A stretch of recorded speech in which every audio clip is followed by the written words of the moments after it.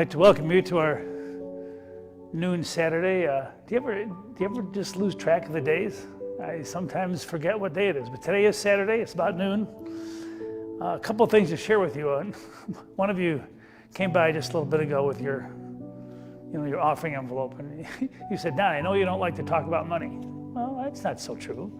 But he said, "Well, how are we doing?" And I said, I think we're doing okay. Many of you have been very, very supportive. And but I've learned through many of you that the best way to raise money is to give it away, is to share. And remember, we still have this assistance fund, and we're using it. And it's making a difference in a few people's lives. And just thank you for your spiritual support, your financial support, and also a couple things. We're doing a little Flat Jesus action tomorrow, Sunday, on the 24th, which is the Sunday before Veterans Day. Not Veterans Day, Memorial Day, excuse me. We definitely want to honor those who sacrificed their life for our country. But we also want to honor all veterans, and please send pictures of anybody. If you're in the military, if you're a veteran, if you have someone in your family, send some pictures, because we would like to especially honor those who gave their life, but also all of you who serve in the armed services. We would just like to honor you. And then the last Sunday in May, which is the 31st, that's we're going to honor our graduates. So if you have somebody that graduated from middle school, junior high, high school, college, trade school, please send in a picture or two or three of them, and we'd like to honor our graduates on the 31st. I was trying to pick out my wardrobe for this. I have a Sandberg shirt, and we're right next to Sandberg, and so just a little bit ago, I was out there in the parking lot looking at Sandberg High School, and I was thinking of, it could have been any high school, and I was thinking of all of our students who are graduating, and they couldn't have that final moment, the prom, the graduation. And I wasn't just thinking of the students, I was also thinking of like Sandberg's principal, Jen, and her secretary assistant, Karen.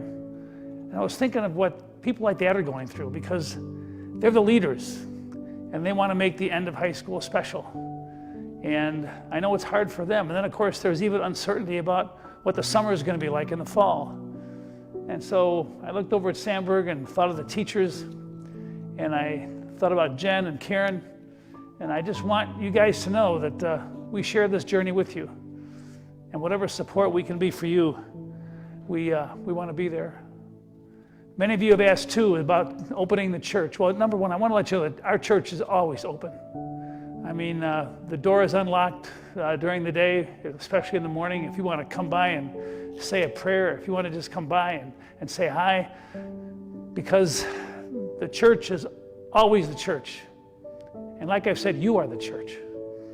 The way you walk and the way you live and the way you share and the way you give, you are the church coming alive. It's different, and we're still in a situation where you're not supposed to have more than 10 people, whether it's inside or outside, so we just can't open the doors like we'd like to, but we can always be the church, because you're the church, and you're every single day when we're up here, I can feel your presence out there, and it just means so much. And I was just wondering if as time goes on, as we go through these troubled times, I'm sure that all of you have moments of doubt and uncertainty, that maybe you have some impatience and some anger.